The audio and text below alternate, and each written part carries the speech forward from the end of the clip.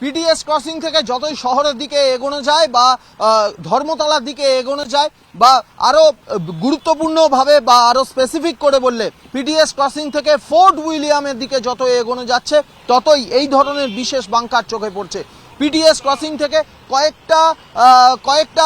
কয়েক মিটার দূরত্বে, বড়জোর 400 থেকে 500 মিটার দূরত্বে ঠিক যে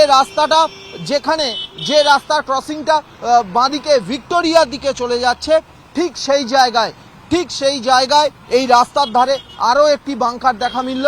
এই ধরনের বাংকার তৈরি হচ্ছে, মোট 5টা থেকে 6টা বাংকার তৈরি হবে। পিটিএস ক্রসিং শহর কলকাতার অত্যন্ত গুরুত্বপূর্ণ ক্রসিং, যে ক্রসিং দিয়ে একেবারে শহরের প্রাণকেন্দ্র ধর্মতলা এবং সেই ধর্মতলা আশপাশে অবস্থিত ফোর্ট উইলিয়াম, রাজ্যের বিধানসভা, রাজভবন, হাইকোর্ট এবং ইডেন গার্ডেন্সের মতো গুরুত্বপূর্ণ হাই সিকিউরিটি জোন যেগুলো, হাই সিকিউরিটি এলাকা যেগুলো, সেই পিটিএস ক্রসিং থেকে সেই হাই সিকিউরিটি জোনে এগোতে গেলেই কিন্তু একের পর এক বাংকার চোখে পড়ছে। এই বাংকারটি আজকে থেকে শুরু হয়েছে। যে কর্মীরা কাজ করছেন তারা বলছেন আরও 4টে থেকে 5টা বাংকার এই ধরনের তৈরি করা হবে।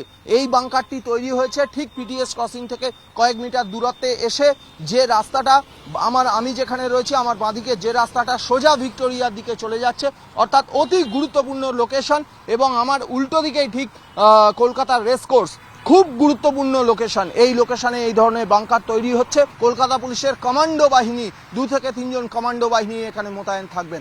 সব মিলিয়ে দিল্লিতে বিস্ফোরণ, গোটা দেশে হাই অ্যালার্ট, শহর কলকাতাও সেই হাই অ্যালার্টের বাইরে নয়। তাই শহর কলকাতায় অতিরিক্ত নজরদারি। এই আবহেই আজকের শহর কলকাতার প্রত্যেকটি থানার ওসি এবং ডিভিশনাল ডিসিদের সঙ্গে ভিডিও কনফারেন্সে বৈঠকে বসছেন কলকাতা পুলিশ কমিশনার মনোজ ভার্মা।